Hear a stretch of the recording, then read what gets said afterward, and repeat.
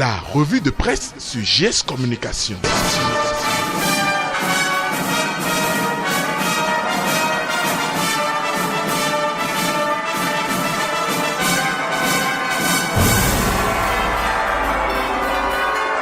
La revue de presse sur GS Communication.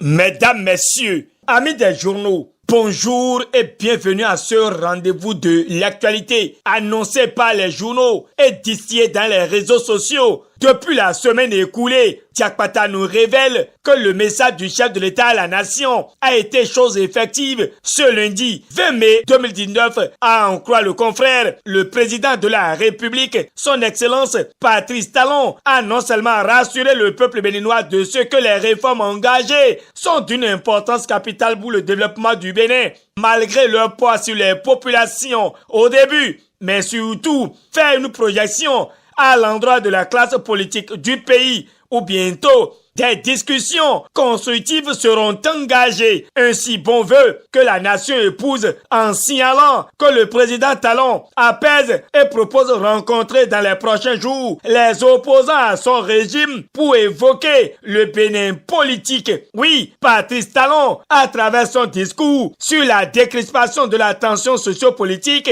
hier annonce un dialogue national avec la classe politique, renchérit les pharaons pour l'événement précis. Le chef de l'État a également miroité dans son discours à la nation qu'il invite le Parlement à la relecture de la charte des partis politiques et du code électoral afin que le statut de l'opposition devienne une réalité, précise le Béninois libéré qui voit tout simplement que Talon est une école. Je n'ai qu'une seule obsession, celle de faire grandir le Bénin chaque jour un peu plus. Tels sont les propos tenus par Patrice Talon à propos de la caporalisation éventuelle du Parlement et invite de ce fait, selon le grand jury, les députés à ne faire aucun cadeau au gouvernement, apportant sa touche au message du chef de l'État à la nation. Quotidien d'Abarou mentionne que Talon met tout sur le dos d'une crise de croissance. Pour Bénin intelligent, l'homme refuse l'immobilisme et exhorte au progrès. Talon salue la mémoire du guide béninois tué au parc de la Pangari, martèle le Soleil Bénin Info. Malgré tout, les détails donnés par le chef de l'État hier dans son message post-électoral, Matin Libre clame qu'il y a des zones d'ombre qui n'ont pas bénéficié de la lumière. Ainsi évoqué, le confrère clarifie que Talon n'a pas comblé les attentes, même si le matinal croit savoir que c'est le bon moment d'un message d'ouverture. Et restons sur le même quotidien pour voir l'ambiance qui prévaut au Parlement et le défi d'une génération. Annonce que 2 groupes parlementaires sont constitués à l'Assemblée nationale. Jean-Michel Abimola préside le bloc républicain et Aaron Oukon à la tête de l'Union progressiste. Informé, Libération trouve que la réforme du système partisan longtemps souhaité par la classe politique béninoise porte ses fruits. Pendant que nous y sommes, le Télégramme regagne le rang des informateurs et notifie qu'après l'installation de la 8e législature, l'imminence d'un remaniement ministériel pointe à l'horizon. Le PRD fera-t-il son entrée? Se demande le nouvel observateur. Si oui, quel est le sort réservé aux forces Corée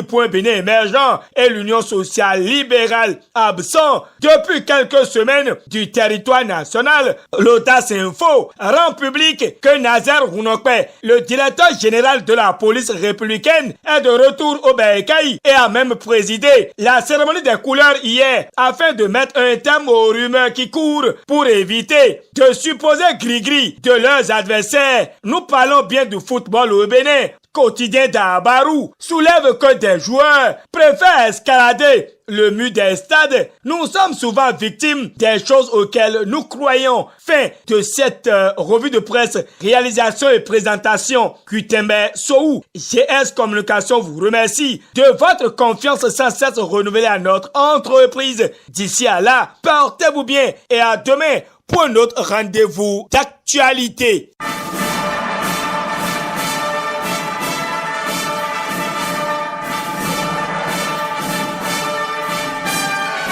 C'était la revue de presse sur GS Communication. Instant pub.